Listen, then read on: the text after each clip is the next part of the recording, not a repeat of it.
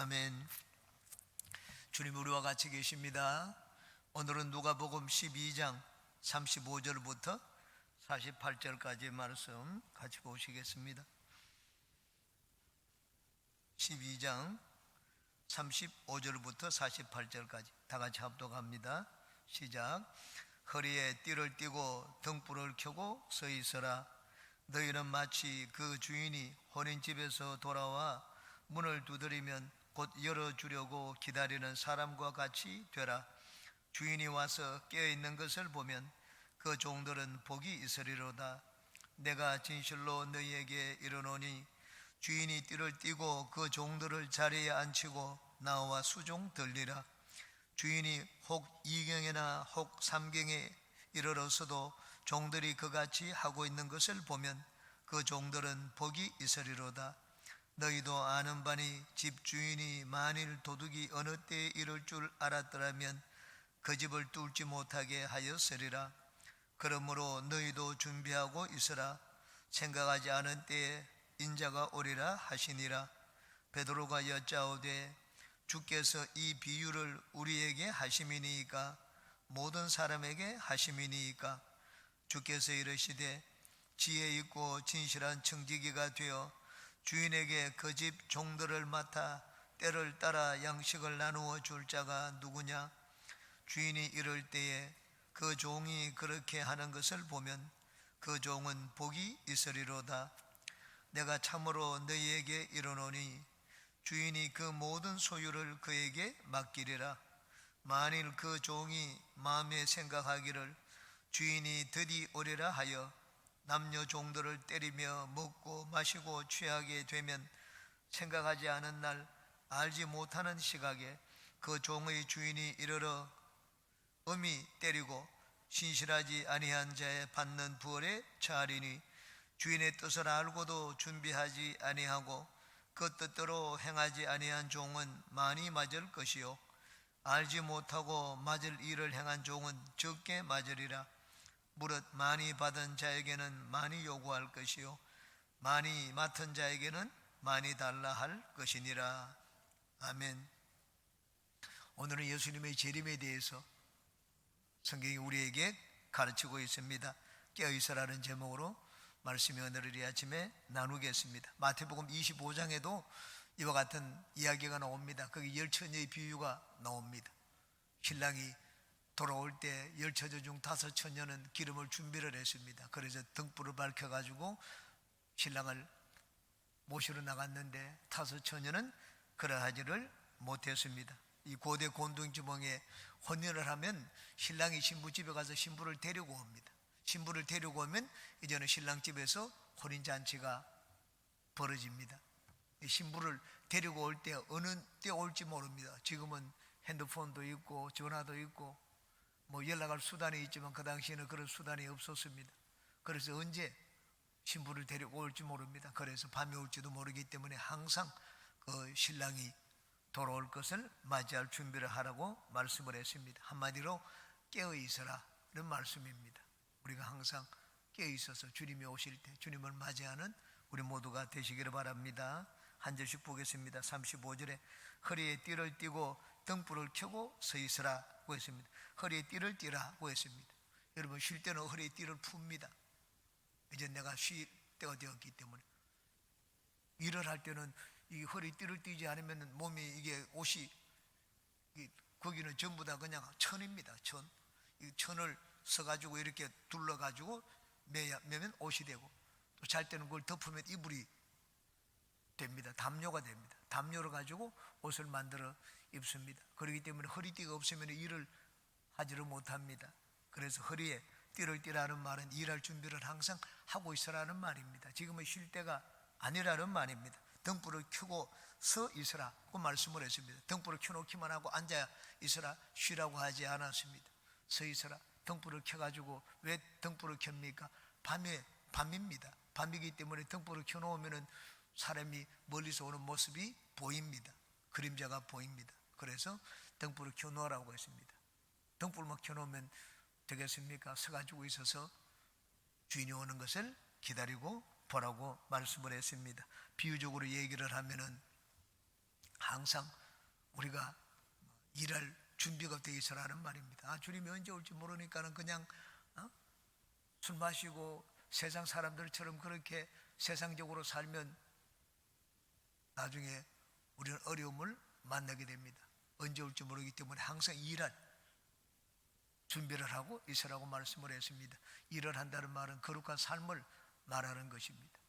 거룩한 삶, 성령의 기름도 준비하고 기도하고, 그리고 주님 올 것을 항상 마음에 생각을 하고 있어야 됩니다. 한시라도 마음을 놓으면 안 됩니다.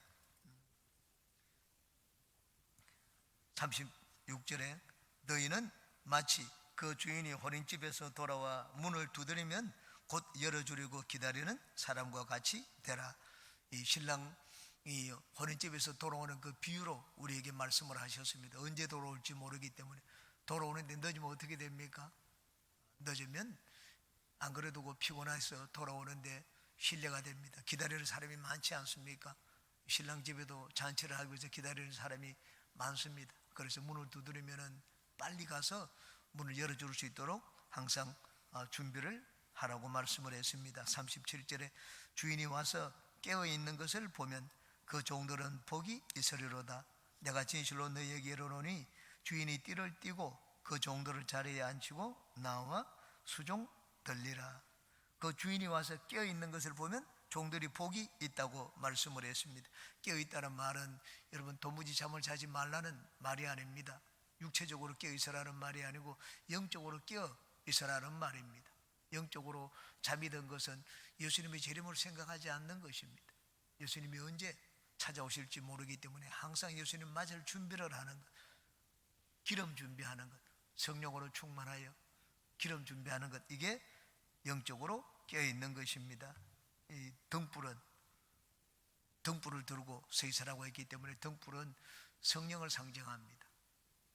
주님을 맞이하기 위해서는 항상 성령 충만해야 됩니다. 기도로 성령 충만해야지 우리는 주님을 모실 수가 있습니다. 예수님이 다시 오시겠다고 했는데 이 당시에 얼마 전까지만 해도 불과 100년, 지금은 이제 120-30년 전이네요. 120-30년 전만 해도 예수님의 재림 사상이 사라졌습니다. 원래 초대교회는 예수님의 재림을 믿었습니다. 베드로도 주님께 언제 올지 모르니까는 항상 깨어서 준비하라고 했습니다. 왜 주님 빨리 오지 않습니까? 주께서는 하루가 천년 같은 줄을 알지 못하느냐고 했습니다. 바울 사도는 아직 결혼하지 않은 자들은 나처럼 그냥 지내는 것이 낫겠다고 했습니다. 주님이 오실 때 큰 환란이 있을 텐데 곧 아이벤 자들에게는 화가 있을 것이라고 했습니다. 그래서 주님이 곧 오시기 때문에 시집 가지 않고 장가가지 않은 자들은 그대로 지내는 것이 좋겠다고 했습니다. 그러다가 이 재림 사상이 이제 점점 사라지기 시작을 했습니다. 주 4세기경에 기독교가 국교로 공인되었습니다. 기독교가 300년 동안 이 200년이 넘게 지하 동굴에서 이들이 생활을 했습니다. 거기서 예배를 드리고, 그러다가 이제는 로마가 기독교를 국교로 공인해 주니까 이 교회가 바깥으로 나왔습니다. 더 이상 예수님을 기대하고 고대하는 것은 빨리 와서 우리를, 세상을 심판하고 우리를 건져 주시옵소서. 그래서 예수님의 재림을 기다렸습니다. 그런데 이제는 고난이 사라지고 박해가 사라졌습니다. 고난과 박해가 사라졌기 때문에 예수님의 재림을 기다릴 필요가 없다. 이제는 예수님이 이 하늘에서 그냥 땅으로 내려오는 것이 아니고 우리 이 땅의 평화로운 상태가 한없이 지속되게 되면, 이 땅에 죄악이 없어지게 되면 그때 이 세상 나라를 접수하기 위해서 예수님이 이 땅에 내려오신다. 재림에서 세상을 심판하는 그런 시나리오는 없어졌습니다. 또 어떤 사람들은 예수님이 빨리 오시지 않으니까는 성령이 오신 것을, 성령은 다시 오신 예수님이라고 생각을 했습니다. 예수님이 다시 오시겠다고 했는데 성령으로 오셨기 때문에 이제 예수님 재림이라는 것은 없다, 그렇게 생각을 했습니다. 성령은 성령이고 예수님은 예수님입니다. 예수님도 영이고 성령도 영이십니다. 예수님은, 성령은 결코 다시 오신 예수님이 아닙니다. 성령과 함께 성령이 계신 곳에 예수님도 같이 계십니다. 그러다가 19, 20세기 이 두 차례 20세기 초, 20세기 중반에 세계대전이 일어났습니다. 평화로운 상태가 계속되고 세상에 악이 없어진다고 생각했는데 나중에 보니까 인류 역사가 그렇지 않았습니다. 갈수록 세상은 더 악해져만 갔습니다. 그리고 세상에 악이 없어지지 않고 전쟁, 지금도 전쟁을 하고 있지만 전쟁이 계속되는 것을 보았습니다. 그래서 예수님이 재림하신다, 다시 오신다 하는 그런 사상이 다시 일어나기 시작을 했습니다. 이 예수님의 재림의 사상에 불을 붙인 것이 오순절 교단입니다. 오순절 교단, 우리로 하면 순복음 교단이죠. 오순절 교단은 예수님의 재림 사상의 그 신앙의 제일 중심에 있는 교단이었습니다. 장로교는 구원이 제일 중심이 있고, 감리교는 성화가 그 중심에 있고, 그리고 오순절 교단은 예수님의 재림 사상, 병고침과 재림이 그 신앙의 중심에 있는 교단입니다. 이 오순절 교단이 19세기 말 20세기 초에 일어나가지고 재림 사상을 다시 한번 불을 붙이기 시작을 했습니다. 그 시대적으로도 보니까는 이게 세상이 평화로운 상태가 계속되는 것이 아니다. 세상이 악해지니까 하나님의 심판이 반드시 필요하다. 그렇게 이제 생각이 바뀌어지게 되었습니다. 그래서 지금은 많은 교회들이 예수님의 재림을 믿고 또한 기다리고 있습니다. 여기 내가 진실로 너에게 이르노니 주인이 띠를 띠고 그 종들을 자리에 앉히고 나와 수종 들리라고 말씀을 했습니다. 우리가 주님의 재림을 기다리면 주님이 이 땅에 오실 때 우리에게 상급을 주십니다. 주님은 두 번 이 땅에 오십니다. 한 번은 공중 재림이고 한 번은 지상 재림입니다. 공중 재림은 우리가 공중에서 주님을 영접하는 것입니다. 지상 재림은 땅에서 예수님이 발을 땅에 딛는 것입니다. 땅에 있는 모든 사람들이 봅니다. 땅에 있는 사람은 믿지 않는 자들을 말합니다. 지상 재림을 할 때는 예수님이 이 땅을 심판할 때입니다. 공중 재림을 할 때는 하나님을 믿는 자들을 구원하시기 위해서입니다. 예수님이 재림하셔서 우리들을 들어 올려서 하늘나라 가셔서 우리에게 저는 상급을 주십니다. 너 참 잘했구나. 상급을 주시고 주님이 우리를 섬겨주십니다. 여기 있는 말씀처럼 주님이 이 땅에 오실 때 우리가 이 땅에서 얼마나 신앙생활을 성실하게 했느냐, 주님을 충성스럽게 섬겼느냐, 그 일에 대한 마땅한 상급을 주십니다. 이것이 예수님이 이 땅에 재림하시는 이유입니다. 성경에는 이 지상 재림과 공중 재림이 섞여 있습니다. 한 이야기 속에 섞여 있기 때문에 구분이 되어 있지 않습니다. 그러나 우리는 이제는 그것을 이것저것 성경을 종합적으로 분석하고 해석을 해서 재림은 두 단계가 있다 하는 것을 우리는 또 알고 또한 믿습니다.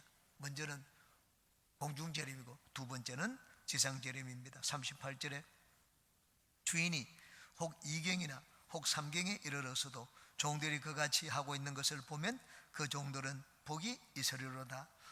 유대인들은 시간을 나누는데 해가 지고 난 다음부터 이제는 1경입니다. 다음 해가 뜰 때까지 넷으로 나누었습니다. 1경, 2경, 3경, 4경 그 3시간이 6시부터 저녁 6시부터 해 뜰 때 6시까지 12시간이죠. 12시간을 넷으로 나누었습니다. 1경이 3시간입니다. 2경은 9시부터 12시고 3경은 12시부터 3시까지입니다. 여러분 12시 전후가 제일 졸릴 때입니다. 사람이 깊이 잠들 때입니다. 주인이 혹 2경에는 혹 3경에 이르러서도 제일 잠들기 쉬운 때입니다. 영적으로 깨어 있기 어려운 때입니다. 2경이나 3경에 이르러서도 종들이 그같이 하고 있는 것을 보면 그 종들은 복이 있으리로다. 그같이는 어떻게 하는 것입니까? 주인이 올 것을 생각하고 준비하는 것입니다. 띠를 띠고 아주 등불을 켜고 바깥에 서 있는 것, 주님이 오실 걸 재림을 생각하면서 거룩한 삶을 사는 것을 말합니다. 주님이 언제 올지 모르는데 어느 때 오든지 그렇게 그 종들이 일하는 것을 보게 되면은 그 종들은 복이 있을 것이라고 말씀을 했습니다. 39절에 너희도 아는 바니 집주인이 만일 도둑이 어느 때 이럴 줄 알았더라면 그 집을 뚫지 못하게 하였으리라. 너희도 아는 바니 너희도 잘 알고 있지 않느냐고 했습니다.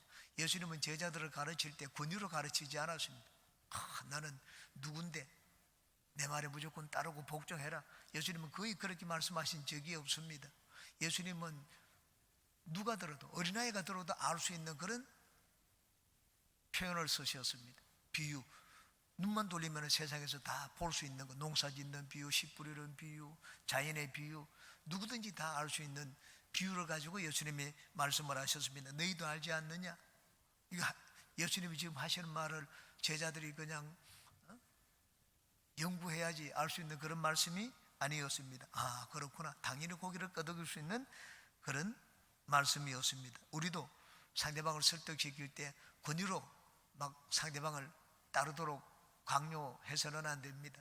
내가 하는 말이 상대방에게 이해가 되도록 해야 되고 설득이 되도록 해야 됩니다. 설득력이 있어야 됩니다. 예수님은 설득력이 있었습니다. 너희도 알지 않느냐고 했습니다. 집주인이 만일 도둑이 어느 때 이럴 줄 알았더라면 그 집을 뚫지 못하게 하였으리라. 어느 때에 도둑이 들어온다, 그 정보를 미리 알고 있으면 딱 그때 영화 같은 거 보면 우리가 알지 않습니까? 경찰을 딱 거기 매복시켜 놓습니다. 도둑이 오면 탁 와서 생포해가지고 갑니다. 시간을 알기 때문입니다. 마찬가지로 도둑이 어느 때 들어올 줄 알면 준비하지 않겠느냐. 그러나 도둑이 언제 올지 모릅니다. 예수님이 언제 오실지 모르기 때문에 언제든지 깨어서 준비하라고 말씀을 하셨습니다. 40절에 그러므로 너희도 준비하고 있으라. 생각하지 않은 때에 인자가 오리라 하시니라. 주님의 재림에 대해서 두 가지를 명심하라고 했습니다. 첫 번째는 준비하고 있으라고 말씀을 했습니다. 재림에 대해서 우리가 준비해야 됩니다. 그러므로 항상 마음속에 예수님의 재림을 생각하고 있어야 됩니다. 재림은 내가 죽을 때 돼가지고 난 예수님 앞에 선다. 내가 주님과 대면하는 것, 주님과 만나는 것을 내가 세상을 떠날 때 그때 생각해서는 안 됩니다. 항상 내가 주님께 갈 수도 있고 주님이 나에게 오실 수도 있습니다. 그러므로 항상 내가 주님과 만나는 것을 늘 생각해야 됩니다. 이것이 준비하는 것입니다. 평소 일생 살 때는 막 세상 일이 바빠가지고 주님 생각도 하지 못하고 사는 것은 우리가 주님의 가르침대로 살지 못하는 것입니다. 준비하고 있으라고 했기 때문에 내가 주님과 만나는 것을 항상 우리는 생각을 해야 됩니다. 두 번째는 생각하지 않은 때 인자가 오리라 말씀을 하셨습니다. 생각하지 않은 때 주님이 오실 날을 우리가 알 수가 있습니까? 우리가 생각하는 그때는 오시지 않습니다. 내가 예측하는 그때는 주님이 오시지 않습니다. 전혀 내가 생각지 않았던 그때에 주님께서 오실 것입니다. 그러므로 이단들이 예수님이 재림이 언제다 날짜와 시간을 얘기하면서 막 기다리고 기도하고 그런 적이 여러 번 있었습니다. 미국의 여호와의 증인들도 그렇고 한국의 이장님 시대 그쪽도 그렇고 구원파도 그렇고 다 날짜와 시간을 얘기를 합니다. 언제 온다. 주님은 우리가 생각하는 다 기대하는 그 시간에 오시지 않는다고 했습니다. 예수님의 제자들이 예수님이 부활 성천하실 때 질문을 했습니다. 주님이 이스라엘 나라를 회복할 때가 바로 이때입니까? 때와 기한은 나는 모른다고 했습니다. 그건 천사도 모르고 하늘의 아버지만 아신다고 했습니다. 하나님이 판단해가지고 제일 좋은 때 그 아들을 이 땅에 다시 보내실 것입니다. 아들도 모른다고 말씀을 했습니다. 당신도 언제 내가 다시 오실지 모른다고 말씀을 했습니다. 그러나 분명하고 확실한 것이 있습니다. 주님은 반드시 오십니다. 반드시 오시기 때문에 우리는 재림을 항상 마음에 생각하고 또 확신하고 준비하고 있어야 합니다. 41절에 베드로가 여짜오되 주께서 이 비유를 우리에게 하심이니까 모든 사람에게 하심이니까. 베드로는 이제는 특별한 사도로 부르심을 받았기 때문에 소수의 무리들에게만 주님께서 오시는지 아니면 모든 사람을 위하여 오시는지, 주님은 소수의 무리들만을 위하여 오시지 않습니다. 이 베드로가 질문을 했는데 예수님은 이 질문에 대해서 적답하지 않았습니다. 제자들이 질문할 때 항상 예수님은 다른 방식으로 대답을 해 주셨습니다. 왜 다른 방식으로 대답을 해주셨는가? 제자들의 질문이 이 현문이 아니었기 때문입니다. 어리석은 질문이었기 때문에, 영적인 포인트가 맞지 않았기 때문에 예수님이 대답은 해주셨지만은 딱 묻는 그대로 대답을 해주시지는 않았습니다. 누구에게 재림하시겠느냐고 했습니다. 뒤에 42절 보시기 바랍니다. 주께서 이르시되 지혜 있고 진실한 청지기가 되어 주인에게 그 집 종들을 맡아 때를 따라 양식을 나누어 줄 자가 누구냐고 말씀을 했습니다. 주님이 하신 대답입니다. 주께서 이르시되 지혜 있고 진실한 청지기가 되어, 예수님이 당부하신 말씀입니다. 누구에게 나타나느냐? 그것이 중요한 것이 아니고 지혜롭고 진실한 청지기가 되라는 것이었습니다. 이것이 바로 예수님의 재림을 기다리고 고대하는 종의 태도입니다. 진짜 예수님의 재림을 믿는다면 우리는 신실한 삶을 살아야 됩니다. 세상에 취해 있으면 안 됩니다. 하나님을 믿고 천국을 소망했으면 끝까지 하나님을 믿고 천국을 소망해야 됩니다. 기분이 좋을 때는 열심히 주님을 섬기고, 기분 나쁠 때는 그냥 세상으로 돌아가고, 그건 신실한 것이 아닙니다. 신실하다는 말은 변함이 없다는 말입니다. 한결 같다는 말입니다. 우리가 주님을 섬길 때 한결같은 마음으로 성실하게 주님을 섬겨야 됩니다. 태양이 뜨고 지는 것 보십시오. 한 번도 태양이 안 뜬 적이 있습니까? 태양은 매일 뜨고 매일 집니다. 바로 이것이 하나님의 성실입니다. 우리도 주님을 섬기는데 아주 진실한 청지기가 되라고 말씀을 했습니다. 지혜 있는 청지기가 되라고 말씀을 했습니다. 주인에게 그 집 종들을 맡아 때를 따라 양식을 나누어 줄 자가 누구냐? 겨울에는 나누어 주고 종들을 돌보고, 이 종에도 급이 있습니다.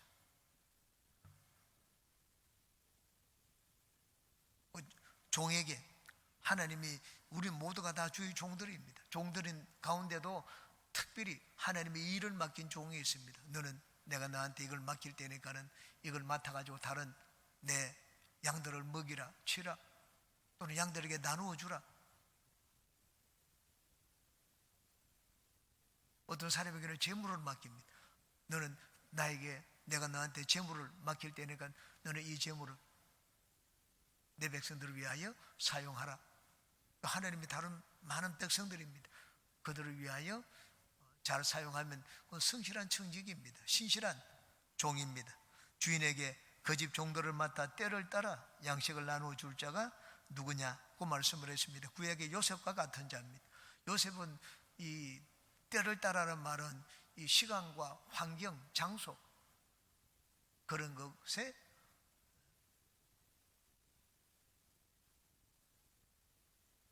불구하고 어떤 상황에 있을지라도, 어떤 때일지라도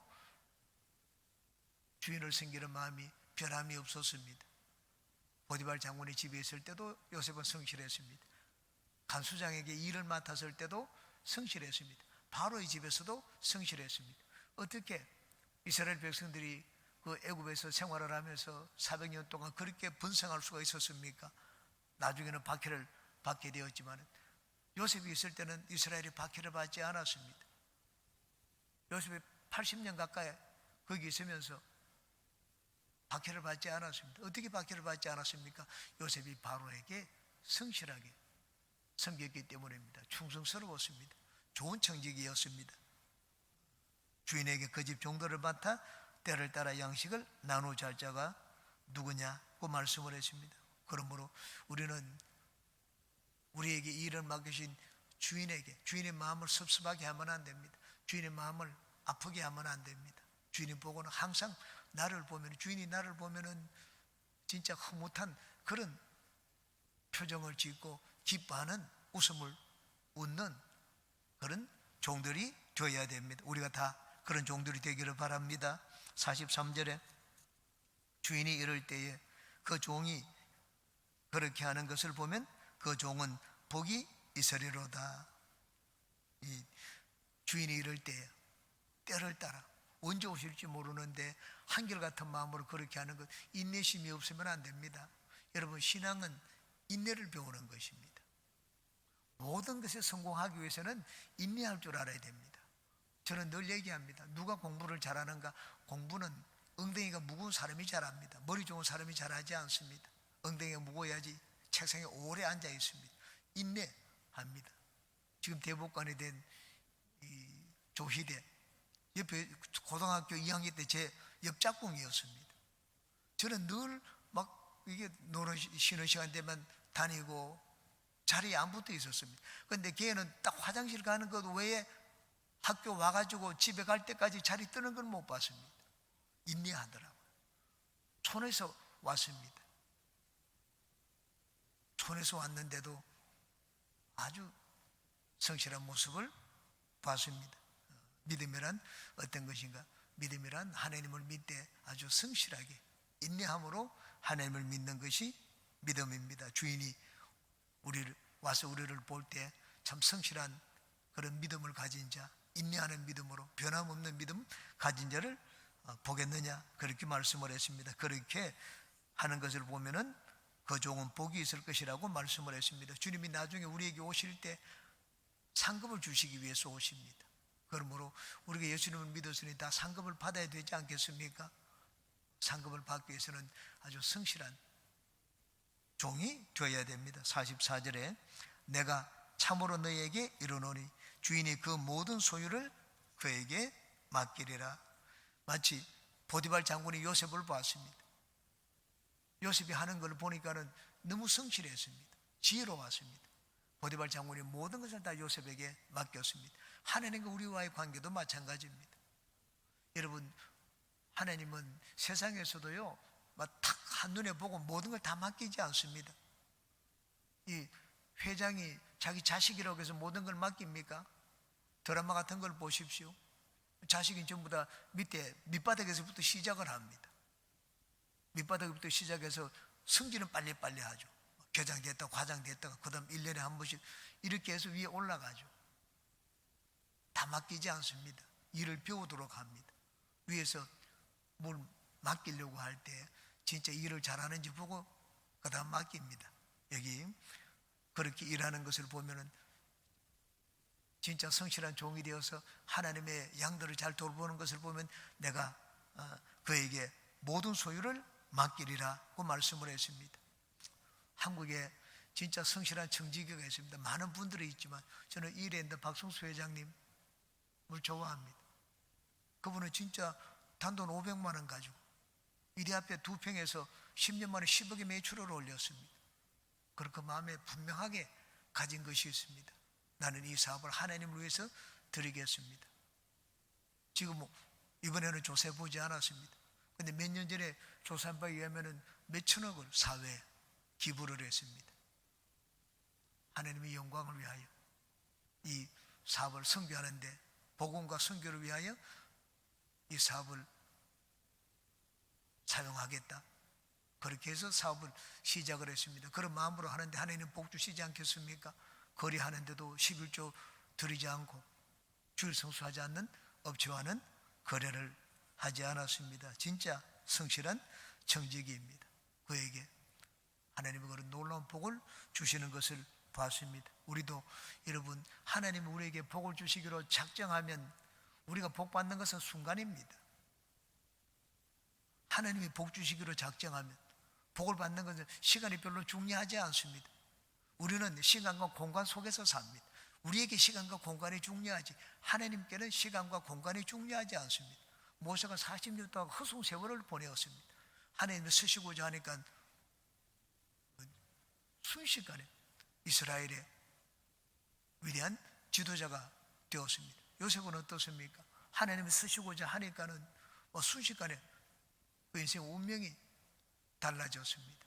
내가 많은 것이 있어야지 그걸 가지고 투자를 해서 복을 받는 것이 아닙니다. 하나님께 잘 보이면 모든 것이 끝이 날 수가 있습니다. 중요한 것은 우리가 하나님께 잘 보이는 것입니다. 여기 내가 올 때 예수님 쉬운 말로 하면 참 내가 올 때 너희들이 나한테 잘 보이라는 말입니다. 주님이 모든 것을 딱 와서 봐야지 합니까? 다 알고 계십니다. 그러므로 우리는 평소의 삶을 살 때 주님께 잘 보이는 삶을 살아야 됩니다. 인정받는 삶을 살고 평소에 칭찬받는 삶을 살아야 됩니다. 그러면 우리는 다 반드시 주님께 칭찬받고 상급받을 줄 믿습니다. 45절부터는 다음 시간에 하도록